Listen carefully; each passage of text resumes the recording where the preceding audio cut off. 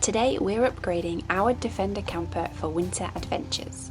We're swapping out our old BF Goodrich KO2s for the latest KO3s, giving the underbody some extra protection with Lanoguard and adding a few more handy upgrades along the way.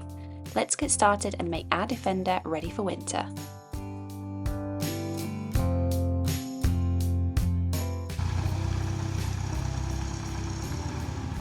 Preparation for Lanoguarding underneath, the first job is we need to pressure wash everything off and just make sure it's clean and dry.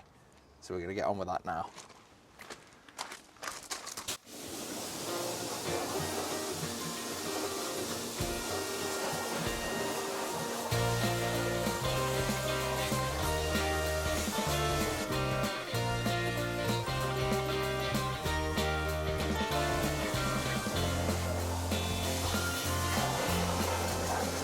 So we are going to be treating the underside of our Land Rover with Lanoguard. Now, I did loads of research about what to treat it with, and technically ours doesn't need treating because it's on a galvanised chassis, but I figure you're better off protecting rather than trying to repair. Yeah, so we chose Lanoguard because from just lots of research, we think it's a fantastic product, and we're really kind of interested to see how well it actually does and if it stands up to the winters that we're going to be putting it through. So let's get this applied and see how we get on. Right, so we've got nozzles, another nozzle, a sprayer, a paintbrush, a mat, grease, and the instructions. And they say a little Lanoguard goes a long way. So what we've got here is a Lanoguard. Oh, it's windy today. It is windy. So we've got the Lanoguard Moto grease. Yeah. It's quite hard, that. So what you do is you brush that onto kind of key areas like springs and bolts. And then we've got the bottle of spray. So we're going to be pairing this with another job that we're going to be doing while we apply this, but we'll come to that shortly. Now, what we have already done is this morning we washed off the bottom of the chassis, pressure washed it all off, give it a good scrub, just to kind of get any loose debris off. And yeah, we did that, what, probably 5-6 hours ago, so the chassis is now completely dry, so we're ready to put this on.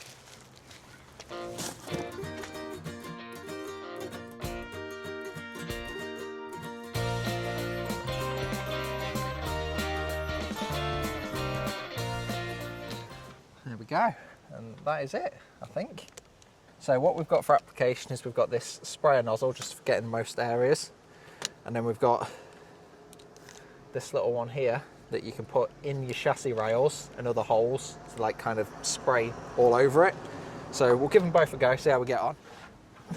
So I'll start on this side.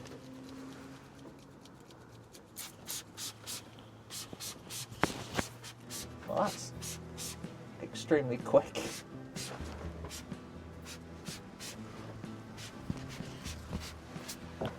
I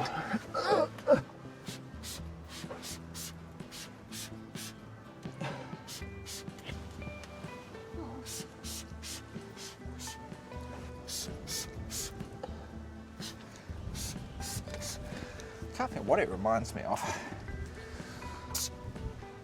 So another one of the reasons why we chose Lanoguard is because of its easy application.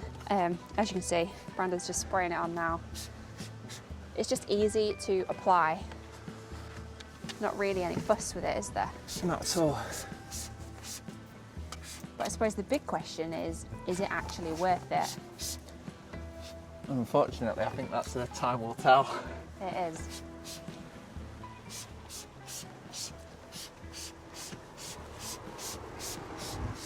So the key thing with this is, yes, it's easy to apply, but the big thing is, does it actually do what it says on the tin? So we are doing this, we're spraying it up now, and it's currently end of October. So we're going to have the entire winter period with this Lanoguard kind of in situ, doing its thing. And what we'll do is we will report back to you next year after the winter period and tell you, one, how we've got on, and two, you know, done what it says on the tin and how it's held up as well. So yeah, Brandon's getting ready for the next bit now. So I've just sprayed down all the underside, probably took what, 10 minutes? Yeah. So I've just put the internal attachment on. I'm just going to spray inside all the chassis rails. So I'll just show you what we do here. So how this works, I think, is it'll just, you see that, just spraying everywhere. So that's good. So what we do is we come down here. There we go. We find a little chassis hole in the chassis and give it a good spray. And then we'll just do that all around. Again, this is massively overkill for a galvanised chassis, but we didn't change the chassis out to a galvanised one. It was done when we bought it, and I'd rather not have to go through that myself. Yeah. So I think we're about done with the application. What we're going to do now is move on to the next job, which is the Lanoguard grease.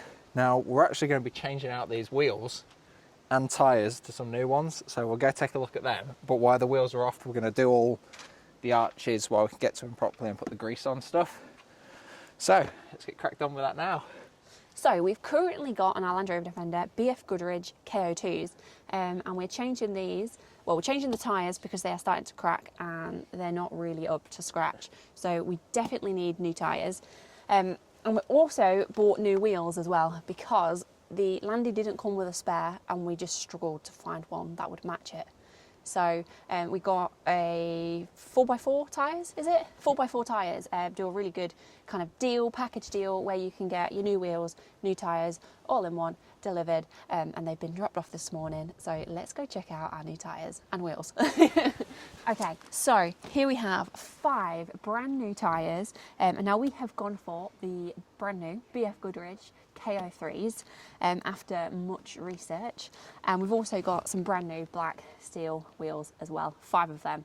So we've got brand new spare and 4 brand new wheels for the vehicle, and what we can do then is rotate them so that they get a nice even wear all the way through. And they look absolutely mint. So we've got the white lettering. We didn't order the white lettering, we ordered black lettering, but they've accidentally sent out the white, which I'm not too bothered about. And then we've gone for a 265 75 R16. Now these are a little bit smaller than what we've got on at the minute, just because we do get a little bit of rubbage on full wheel lock. So I'm confident these will be a lot better. Yeah, we can change them over. We can get them changed over, so we haven't got the so we've got the black letters on the outside. Yeah, because when you get your tyres, they're black on one side and tend to be white on the other side. Yeah. So you can just get them flipped around, which we might do. We might not. We'll see. But for now, we're just going to get them installed. Well, get the other ones off and get them installed.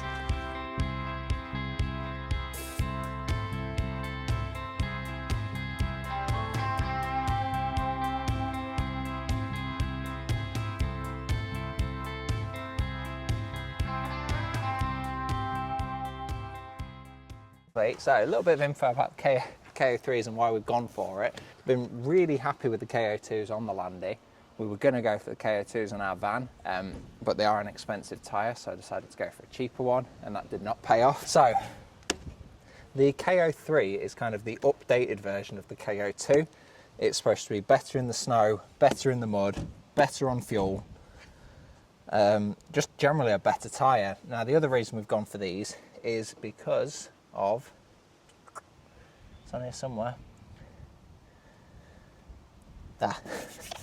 this little symbol here. So this is the 3P MSP symbol, and basically it means that it's rated for winter use across Europe. And the other thing is, I can stud these myself because they've got enough tyre tread. Yeah, that's about it. Let's get them installed. So we're getting started with the spare.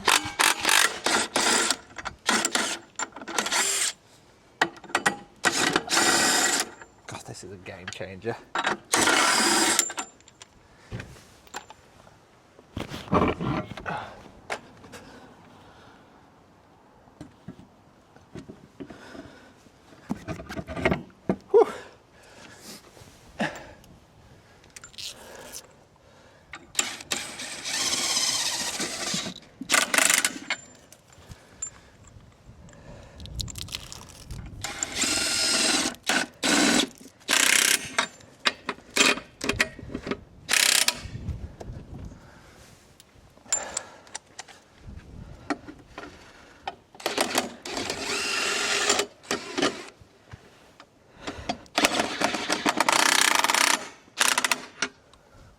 that's the easy one done. Let's move on to the others.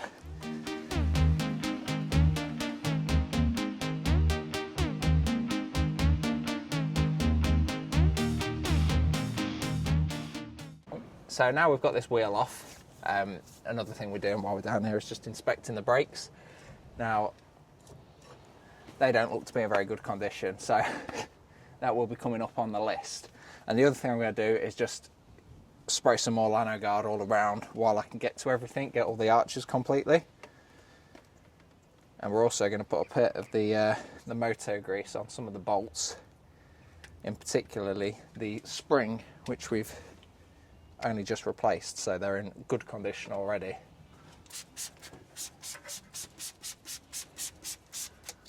Just a little bit easier because you just get to everything.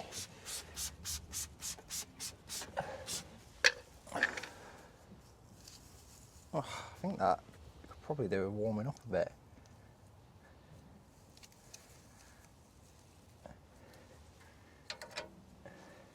Oh, it's so greasy. I mean, that's good because it means it'll do a good thing. I think as well, just to have this grease so that when we do any jobs, we can then put it on. Just makes life easier if and when stuff has to come off. Like here, for example, this nut here, I know will have to come off when we need a new shock, so I'm just going to put a load on that just to stop it rusting any further. But this will kind of become a maintenance job as we kind of continue to maintain the truck through its life. Yeah.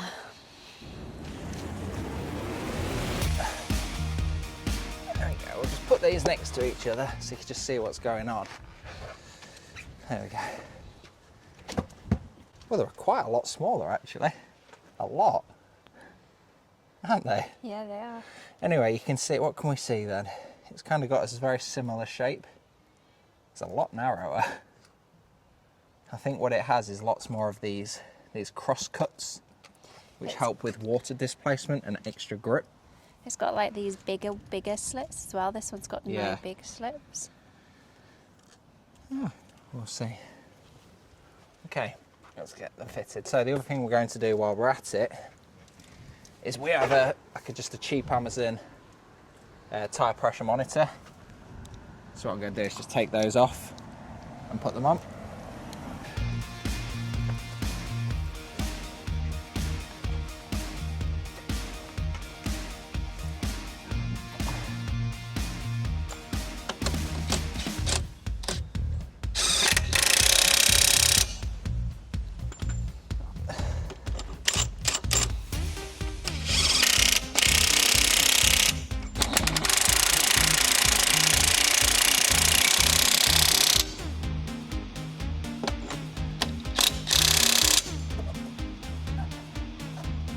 Well, they've got like KO3. KO3, KO3, KO3. At least you know you've not been sold a set KO2s. So we've just got the first one fitted. It does look quite a lot smaller, but we did need them smaller. They're a little bit skinnier, which should be a little bit better. And we'll see how we get on. We can always go back up once we've worn these ones out. Yeah, so now is to get the other three done. Yeah, so we'll come back when we're all done. Oh, so a little bit of work later. All the tyres are now on, the trash roo's back on, so that is that job finished. Let me take you around, have a look at what we've been doing. So here we have all the tyres all nicely fitted. This one's on a block of wood because I couldn't get the jack out after. So all that's left for us to do now is just take go around with the compressor, get them all pumped up, and then we're all done. So we actually have an onboard compressor. We have this little pouch that we keep under the passenger seat, and then all we do is go to this. Take that out. Take that out. And then we've got this onboard compressor point here. Connect that up.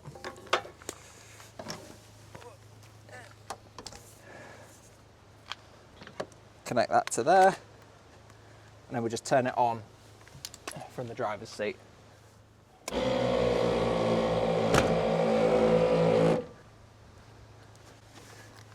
And there we have it, onboard air. So we normally run our tyre PSI about 35 for road driving. Seems to work for us. Easy peasy. This is super quick as well because it's run off a twin ARB air compressor, which is sat under this left wing here. We do have a full installation video, so you have to go back and watch that if that's something of interest.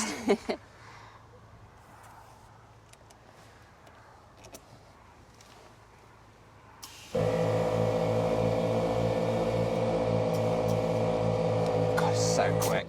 So that, I just took it from 32 PSI up to 35 in a matter of seconds. So this tyre is currently at about 25 PSI. So 20 what? 25 PSI, so we'll just take it all the way up to 35.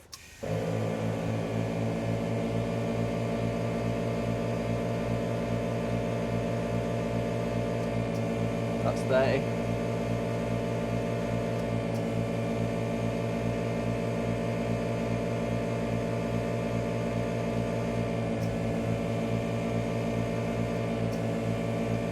$34. That's 35. And just like that, all the tyres pumped up to pressure and good to go. So, next up on the list, we have another well-needed upgrade. And here we have the upgraded washer jet, I'll open it in a minute, from CSI Parts. Now, the reason we're doing this is I will show you. So currently we have these 3 washer jets that have been kind of upgraded by the previous owner. When we took the dash out, when we kind of built it, a lot of the hoses are starting to perish. They've not gone. In hindsight, I probably wish that I'd replaced them when it was out, but here we are. And the next reason for choosing to upgrade rather than just replacing the hoses is I'll show you that now.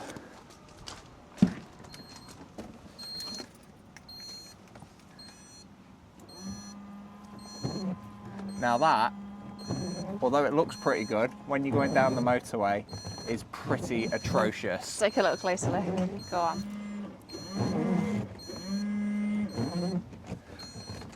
And I think it actually looks pretty good at the minute because a couple of these are blocked. Yeah, see, one of them is. It's actually annoying because they do look pretty good. So this is our existing screen wash, and this is where we're going to be connecting to. And unfortunately, I have just noticed that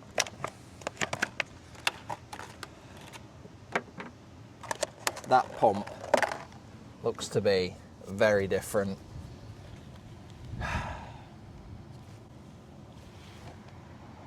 Very different to the one that's in there, including the, is that connector different as well? Oh no, connector's the same. Where do we start then? So, what the kind of general process is we've got to take the pump out of here, which I think they just pull out. We've got to route the new hose under here into the bulkhead, and then from the bulkhead, if you want to come around here, oh, we're on with a few jobs at the minute. Doug behaving. It doesn't know how to behave. I'm hoping we can just take this panel out and get to the bulkhead connection, which should be around here. So hopefully we just take that out, and then we've got to take the top dash off so that we can then get to the center sprayer. So we'll come back when that's all disassembled. So I've just taken the tank off, pulled the pump out, and it's a completely different kind of fitting. So there's not a chance that that pump's going to fit in there, which is annoying, but it is what it is. It's very annoying, actually. You don't know if this has been replaced though? Well, I think that's the thing with Land Rovers. You don't know what's original, what's aftermarket. So we'll have to put them pumps back in and work with what we've got. It is what it is. I'll have to try and put a cleaner in there. Ew. Look at it. That is Mouldy. very mouldy. What could I put in it? So that is the current condition of this tank, which is disgusting. Using a bit of rice, a bit of hot water and a bit of washing up liquid, we've managed to get that. Not perfect, but it's certainly no mould anymore. So that's good. So, because we can't fit the pump that come with the kit to the tank, it's bloody 17 quid that pump as well. Was it really? Because we can't do that, and we've got two on here, I've just tested them and they're both working. So what I'm going to do is plumb them both together, and then More power. in theory more power, and then hopefully it shouldn't just blow away while you're driving down the motorway. Because that's the ultimate test. It's so easy to show it on the driveway, Yeah. but when you're going down the motorway it does not work. No, we'll have to try remember to get a clip, won't we? We've just managed to, or Chloe's just managed to get the top of the dash out, and we can see where have we got. There's one behind here, but this is the middle one, which is the one we want. You can see that hose just on it. I don't know if you can actually. Oh, there we go. So what we're going to do is take all this old hosing out. Do you remember actually when we were building it, and I was watching a video back that Chloe was editing, and I saw that one of these had popped off. I was like, oh bloody hell, I need to go fix that now. And we had to go back and then take it off again. Ooh, there we go. So that's all that.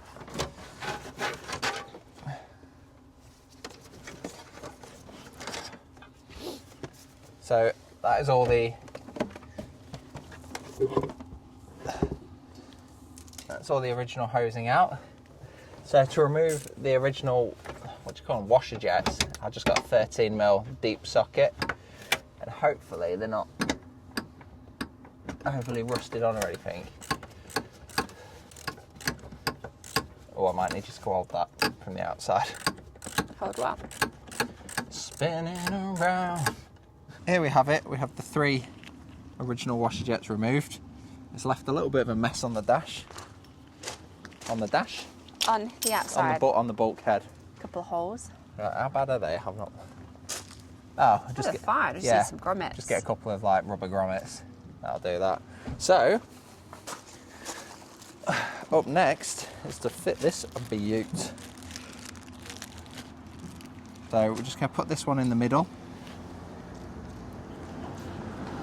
That's not a 13mm though. So that's just going to go in the middle one. I'll probably get In the middle. And now I'm just going to go bolt it from the inside.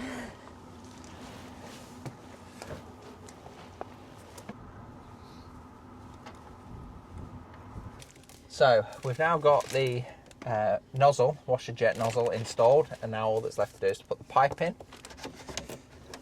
So we've just managed to get that hose shoved on there, and we're just feeding the new hose through. What I am going to do actually is stick a couple of cable ties on there, just so it doesn't vibrate in the dash. New hose looks a bit thicker. It feels a lot better, but obviously that other stuff I think had gone quite brittle. So now we'll have it down here.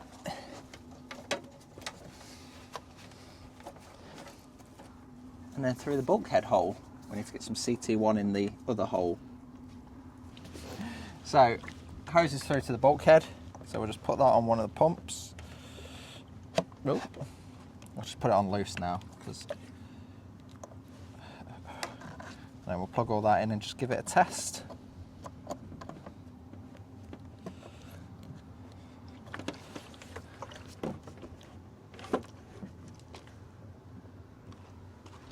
Please be better.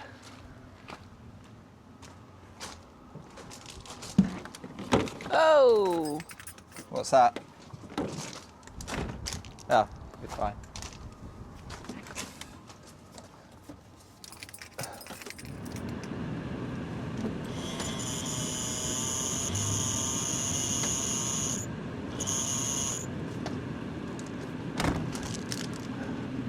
Well, that does not look much better, does it?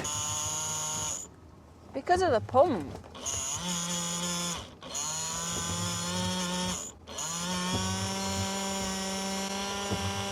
To be fair, it's getting better. I mean, generally it is getting better.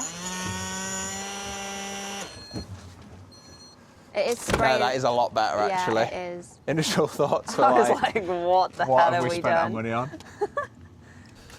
So, initial thoughts are, it does look a lot better. It is spraying like the whole window to clear the two big patches where it weren't before. But what I am going to do is I'm going to buy another connector for this so we can just put twin pumps in. I think it needs it. Because obviously we did buy the upgraded pump, but it don't fit the tank. Yeah. So that's what I'm going to do. I'm going to buy that connector, wire that pump in, and have it pump out of both. Yeah, because I think with that increased pressure, it just... So what I've done is I've just put these couple of tails together so that I can just temporarily wire both pumps up to see if that makes a good difference. I need to put this in here though. At this point, you're probably better off just installing it. There we go. So that's that all plumbed.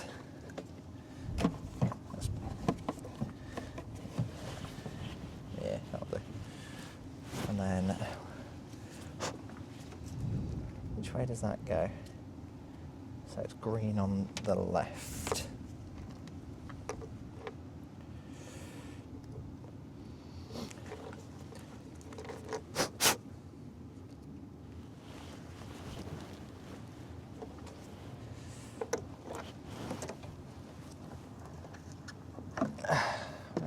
There we go. Is that my green one? That's my green one. That goes on there.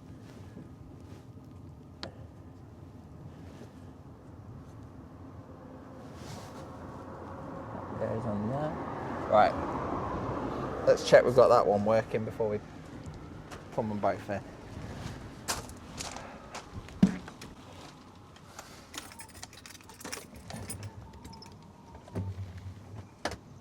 Nope. There to go. Okay. Maybe that plug is dead or something. Yeah. So we've done a bit of testing. We're not happy with how much spray we're getting off of even the twin pump setup. So I've capped them off to each other, and then I'm going to install this new pump in the bottom, which I'm really not happy about because you spend all this money on these products and you don't want to have to bodge it, but everything with a bloody Land Rover just seems bodge it. I can't believe that don't fit on. What, do you believe me? Do you want to check? What? Oh, because obviously they said it does.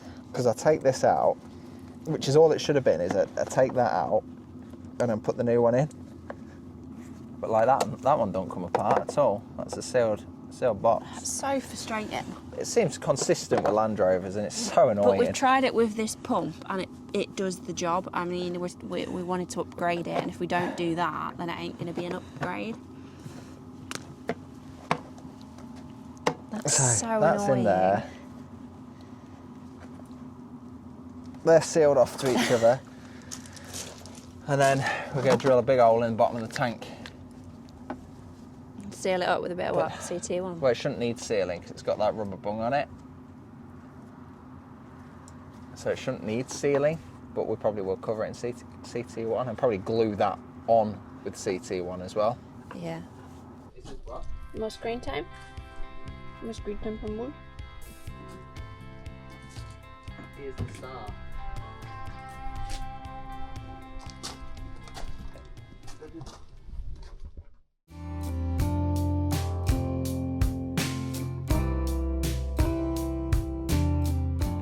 Thanks so much for joining us in this video. You might have noticed we haven't shared any more about the Webasto engine preheater we started stripping down. Just to recap, we bought a second-hand Webasto preheater to install into our Land Rover Defender 110. And as we've been taking it apart and working on the installation, we've realised there's actually so much more to cover that we think it deserves its own video. For now, our Defender is looking winter ready. Along with the upgrades you've seen today, we also ordered some extra gear.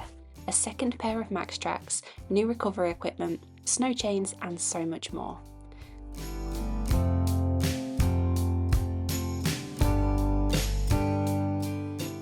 And don't forget, we'll be announcing the winner of our giveaway next week. If you haven't already, there's still time to enter to win a pair of Flextail head torches. All you need to do is subscribe to our channel and comment on the giveaway announcement video, which I will link below. As always, thanks for watching, and if you're thinking about Lanoguarding your own vehicle, whether it's a Land Rover or something else, to protect it from the winter elements, salts and much more, you can get £5 off using our link in the description below. Thanks for watching and see you next week.